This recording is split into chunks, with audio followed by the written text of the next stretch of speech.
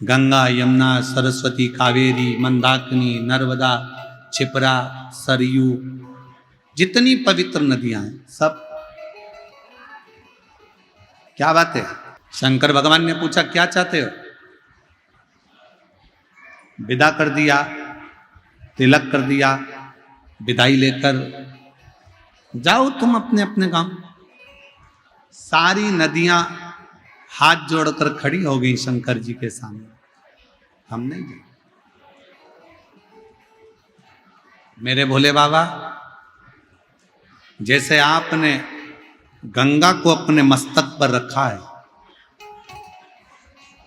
मेरे भोले बाबा जैसे आपने गंगा को मस्तक पर रखा, पार्वती को बाजू में रखा, अपने साथ में रखा, सारी पवित्र नदियां कर रही हैं हम नहीं जाना चाहते, हमको भी विदाई लेकर यहां से जाना नहीं है। मेरे भोले बाबा, हमको भी आपके साथ रहना है। तो शंकर भगवान ने जितनी पवित्र नदियां थीं उन सब नदियों को कह दिया, अगर तुम जाना नहीं चाहती हो मत जाओ। मेरा शिवलिंग जहां पर विराजमान होगा, समझिएगा जरा, देखकर समझिएगा, ये जलाधारी है और ये जलाधारी और यहां से पानी बहता है, ठीक है? ये शिवलिंग है। शंकर भगवान ने कहा पवित्र नदियों से कि तुम कह रही हो कि हमें जाना नहीं है, हमें अपने साथ में रखो। तो शंकर भगवान ने उनको वर दे दिया, मेरे शिवलिंग के ऊपर भाग से लेकर नीचे के भाग तक जो स्थान है, उस स्थान पर सभी पृथ्वी की जितनी नदियां हैं उन सब का स्थान मेरे उस शिवलिंग के भाग पर विराजमान रहे।